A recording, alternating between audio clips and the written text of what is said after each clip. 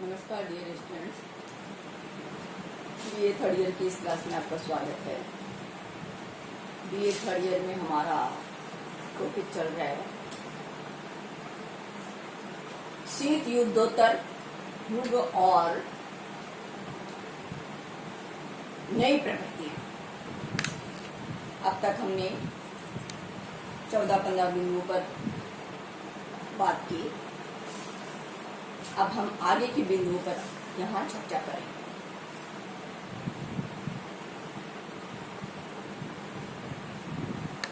द्वितीय विश्व युद्ध के बाद में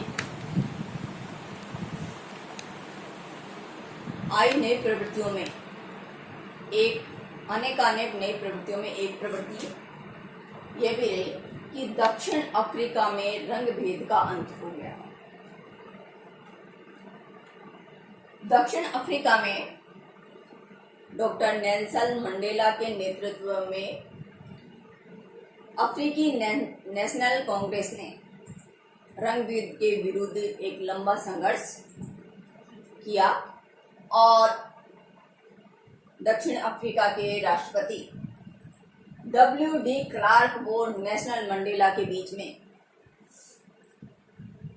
दक्षिण अफ्रीका के शासन और सामाजिक स्वरूप को लेकर वार्ताओं के कई दौर चले और दक्षिण अफ्रीका के लिए भावी संविधान की रूपरेखा तैयार की गई, जिसमें यह तय किया गया कि दक्षिण अफ्रीका का जो नया संविधान बनेगा उसमें रंग भेद के लिए कोई स्थान नहीं होगा और स्वतंत्र और निष्पक्ष चुनाव होंगे।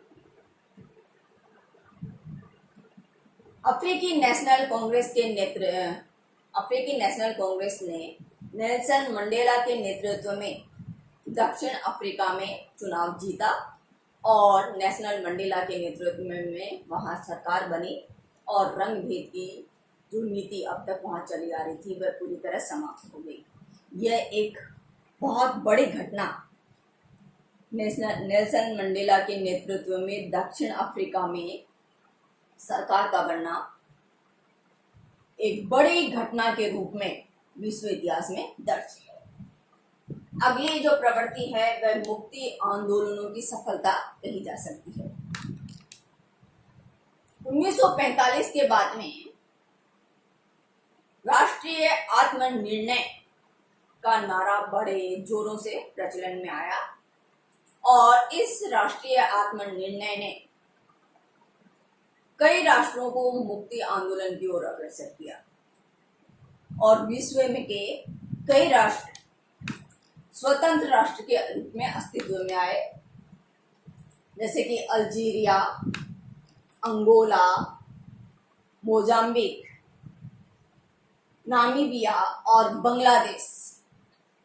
इसी आत्मनिर्णय के सिद्धांत के फलस्वरूप अस्तित्व में आए नव राष्ट्र थे। तो विश्व में कई जगह स्वतंत्रता के लिए और मुक्ति के लिए आंदोलन चले और उन्हें सफलता भी प्राप्त हुई और नए राष्ट्र विश्व मानचित्र पर उभर कर सामने आए।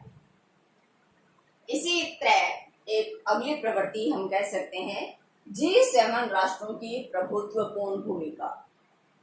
G7 राष्ट्र, जिन्हें हम दूसरे रूप में उत्तरी राष्ट्र भी कह सकते हैं, ये अत्यंत ही विकसित, औद्योगिक और शक्तिशाली राष्ट्र है जिनका विश्व की संपूर्ण अर्थव्यवस्था पर नियंत्रण और प्रभुत्व है और इनका विश्व अर्थव्यवस्था पर नियंत्रण और प्रभुत्व होने के कारण विश्व राजनीति पर इनका गहरा नियंत्रण और पकड़ है। ये 7 देश कौन कौन से हैं जिन्हें हम विकसित राष्ट्र या G7 के राष्ट्र समूह में रखते हैं? Britain, Germany, Italy, America, Canada, France व जापान। ये अत्यंत ही संपन्न राष्ट्र हैं और विश्व अर्थव्यवस्था पर नियंत्रण रखते हैं। विश्व अर्थव्यवस्था पर नियंत्रण होने से इनका विश्व राजनीति पर भी गहरा नियंत्रण है।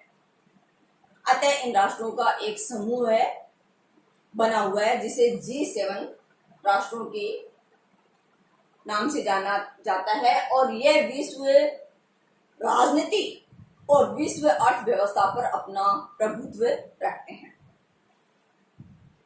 नेक्स्ट प्रवृत्ति के रूप में G15 राष्ट्रों का सम्मेलन।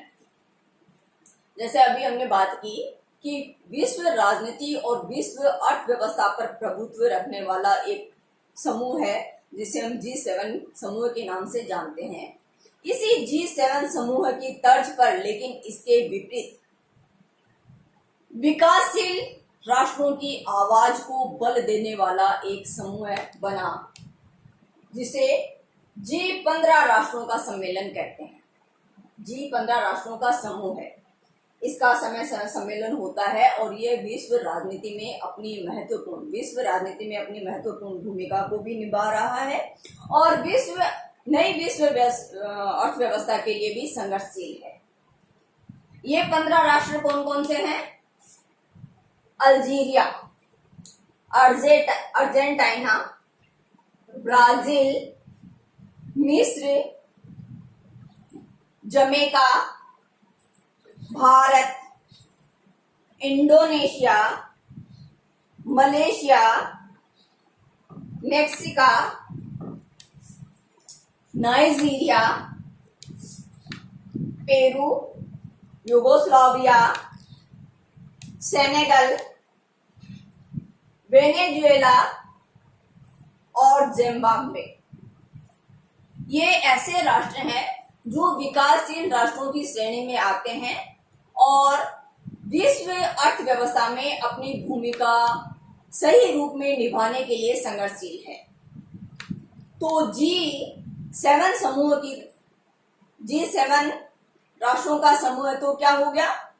विकसित राष्ट्रों का समूह है और विकसित राष्ट्रों के सामने विकासशील राष्ट्रों की आवाज को रखने वाला मंच कौन सा हो गया? G15 राष्ट्रों का सम्मेलन। यह G15 राष्ट्रों का सम्मेलन विश्व राजनीति में विकासशील राष्ट्रों की आवाज के रूप में उभर रहा है और विश्व राजनीति में अब इसकी भूमिका निरंतर बढ़ती जा रही है और प्रभावी होती जा रही है। अगली प्रवृत्ति के रूप में जो द्वितीय विश्व युद्ध के बाद में या शीत युद्ध के दौरान उभर कर आई उसमें है उत्तर दक्षिण संवाद। उत्तर दक्षिण संवाद क्या है? आज विश्व को दो भागों में बांटा जाता है, उत्तरी ध्रुवीय राष्ट्र और दक्षिणी ध्रुवीय राष्ट्र। उत्तरी ध्रुवीय राष्ट्र वे हैं जो अत्यंत संपन्न है राजनीतिक आर्थिक दृष्टि से, जो औद्योगिक और तकनीकी दृष्टि से अत्यंत विकसित है, यानी विकसित राष्ट्रों का समूह है। उत्तरी ध्रुवीय राष्ट्रों के रूप में आता है जो तकनीकी, वैज्ञानिक, आर्थिक और राजनीतिक दृष्टि से अत्यंत ही शक्तिशाली है, विश्व अर्थव्यवस्था और विश्व राजनीति पर अपना गहरा नियंत्रण और प्रभुत्व रखते हैं। दूसरी तरफ के जो राष्ट्र हैं जिन्हें हम दक्षिणी ध्रुव के राष्ट्र कहते हैं, वे विकासशील राष्ट्रों की श्रेणी में आते हैं जो कि अत्यंत गरीब, राजनीतिक, सामाजिक और आर्थिक दृष्टि से अत्यंत पिछड़े हुए हैं, जो अधिसंख्यक हैं और विश्व राजनीति और विश्व अर्थव्यवस्था में अपनी भूमिका निभाने के लिए संघर्षशील है। वर्तमान में उत्तर और दक्षिण का संवाद विश्व राजनीति का एक महत्वपूर्ण पहलू है। उत्तर और दक्षिण के सार्थक संवाद का प्रश्न आज विश्व राजनीति का महत्वपूर्ण प्रश्न बना हुआ है। द्वितीय विश्व या शीत युद्ध कालीन विश्व राजनीति में जो प्रवृत्तियां उभर कर आई उसमें अगला घटना या अगली जो प्रवृत्ति है वह तीसरे विश्व की बढ़ती हुई भूमिका है। तीसरे विश्व से तात्पर्य है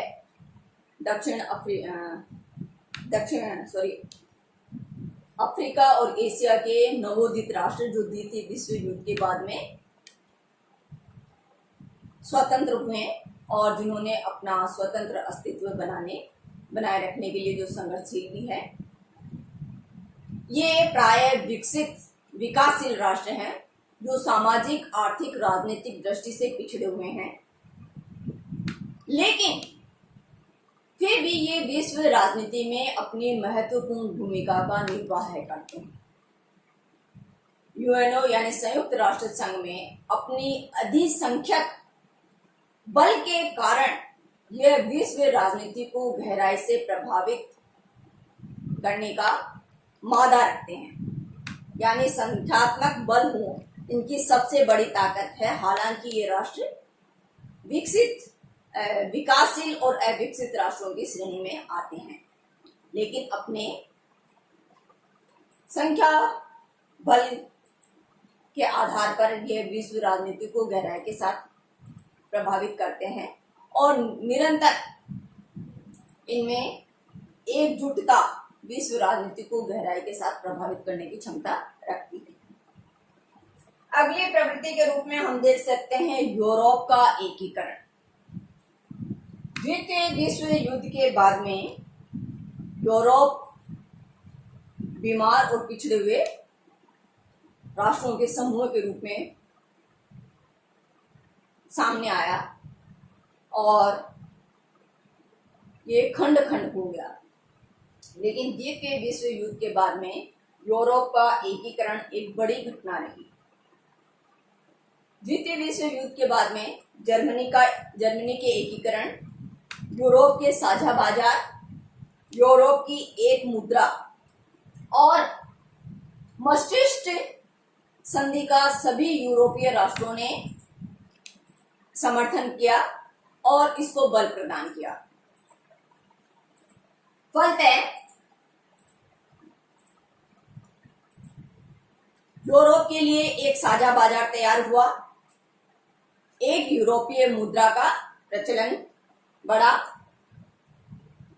और यूरोप का एकीकरण होने लगा।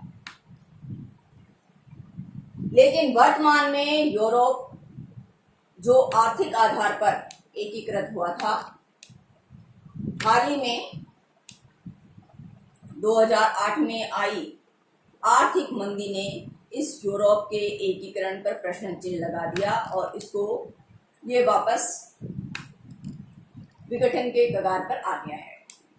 ग्रीस संकट, ब्रिटेन का ब्रेग्जिट आदि और यूरोपीय मुद्रा यूरो का टूट जाना आदि यूरोप के एकीकरण या एक साझा यूरोपीय बाजार, एक यूरोपीय मुद्रा पर प्रश्न चिन्ह लगाने वाला बन गया है। और अब हम कह सकते हैं ब्रिटेन इससे निकल रहा है, तो आगे यूरोपीय राष्ट्र एकजुट रह पाएंगे आर्थिक आधार पर, यह एक बड़ा प्रश्न है। यूरोप वापस विघटन के कगार पर आ गया है।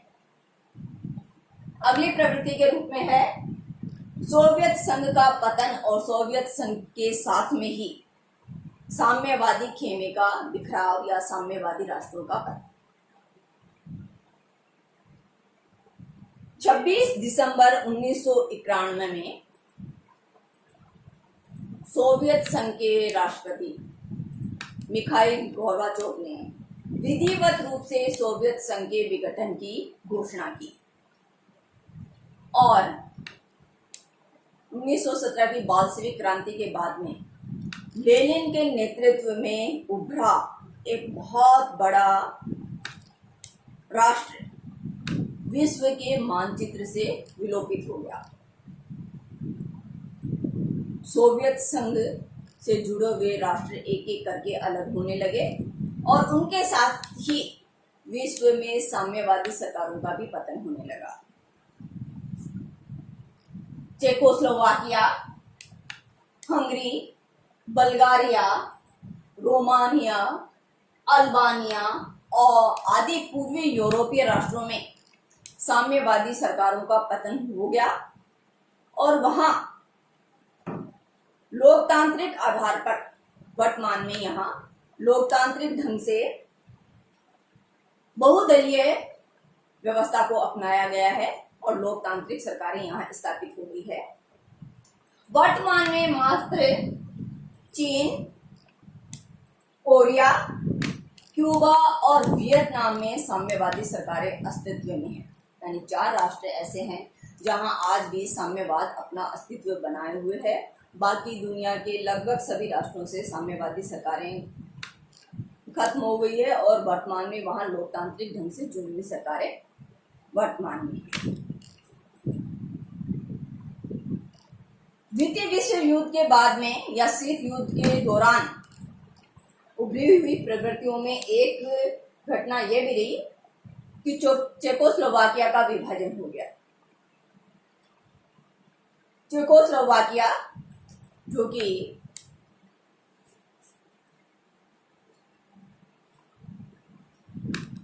उन्नीस सौ 1945 के बाद में 2 भागों में विभाजित हो गया, चेको गणराज्य और स्लोवाकिया गणराज्य। अब यहाँ दोनों में ये स्वतंत्र रूप से चुनी हुई सरकारें वर्तमान में है। अगली प्रवृत्ति जिसने द्वितीय विश्व युद्ध के बाद में विश्व राजनीति को गहराई के साथ प्रभावित किया वह है जर्मनी का एकीकरण। जर्मनी जिसे द्वितीय विश्व युद्ध के दौरान 2 भागों में बांट दिया गया था और 1961 में बर्लिन की दीवार खड़ी करके दीवार के पास में माइन बिछाई गई थी ताकि कोई भी व्यक्ति इस विभाजन का उल्लंघन ना कर सके और एक दूसरी तरफ आ जा ना सके। लेकिन जर्मनी में 18 मार्च को स्वतंत्र चुनाव हुए और 1 जुलाई 1990 को जर्मनी का आर्थिक एकीकरण हो गया और इससे जर्मनी के एकीकरण की आगे की राहें खुलती गई। 4 अक्टूबर 1990 को जर्मनी में चांसलर हेलमुट कोल के नेतृत्व में एकीकृत जर्मनी की सरकार बनी और बर्लिन की दीवार को गिरा दिया गया। एक बहुत बड़ी घटना है जो द्वितीय विश्व युद्ध के बाद में घटित हुई और जिसने विश्व राजनीति को गहराई के साथ प्रभावित किया वह रहा जर्मनी का एकीकरण। इस तरह द्वितीय विश्व युद्ध के बाद या शीत युद्ध कालीन विश्व में उभरी हुई प्रवृत्तियां या घटनाएं जिन्होंने विश्व राजनीति को गहराई के साथ प्रभावित किया उस पर हमने विस्तृत चर्चा की। आज ये हमारा टॉपिक पूरा होता है।